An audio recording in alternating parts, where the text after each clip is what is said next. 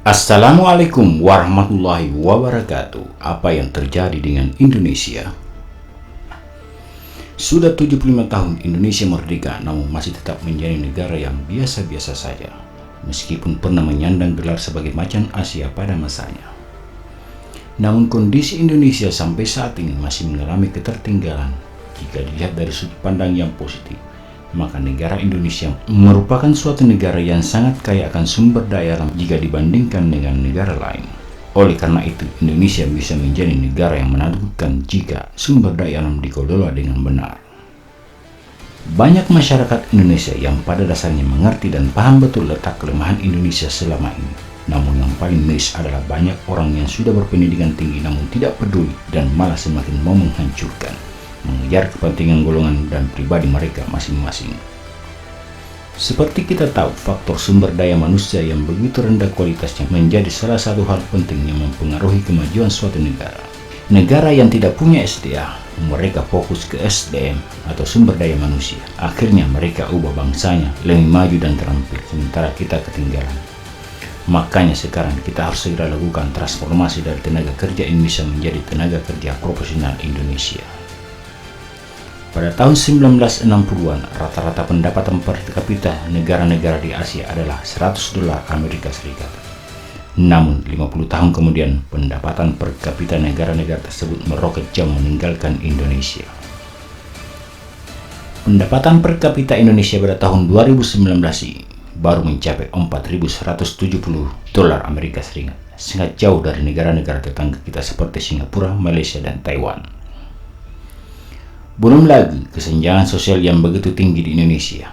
Orang kaya kita sangat sedikit dibandingkan dengan orang ekonomi menengah ke bawah. Apa yang salah dengan Indonesia sehingga kita bisa tertinggal? Kalau bukan kesadaran kita sebagai warga negara, siapa lagi? Kalau bukan sekarang, kapan lagi? Ayo sahabat-sahabat militer heboh yang ingin Indonesia menjadi negara yang bisa memberikan kemakmuran bagi rakyatnya, komentar di kolom komentar, sertakan analisa kalian dan solusi terbaik untuk bangsa ini. Berikut ini adalah beberapa faktor yang penyebab negara Indonesia kurang berkembang versi militer heboh. Tapi sebelum itu, kami sekali lagi mengharapkan dukungan dari kalian semua untuk channel ini dengan cara klik subscribe, like, dan share sebanyak-banyaknya.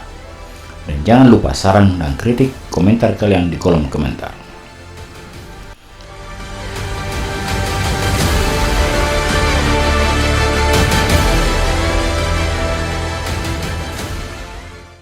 Faktor pertama adalah sumber daya manusia Indonesia yang kurang memadai.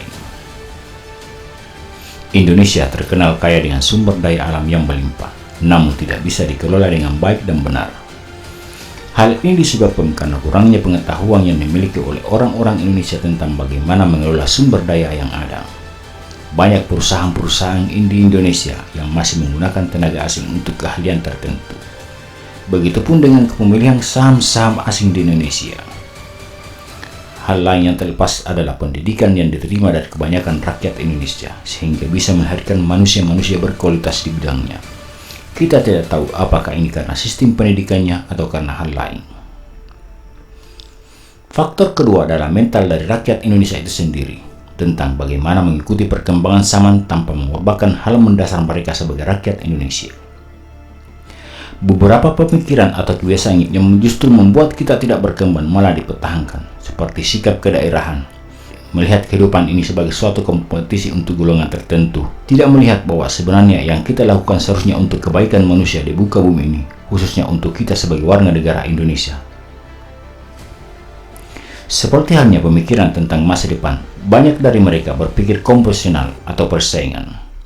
Mindset pemikiran bahwa motivasi kita belajar adalah mencari pekerjaan. Kita harus ubah itu menjadi motivasi belajar untuk menciptakan lapangan pekerjaan. Kita harus berusaha untuk memberikan banyak manfaat untuk orang lain.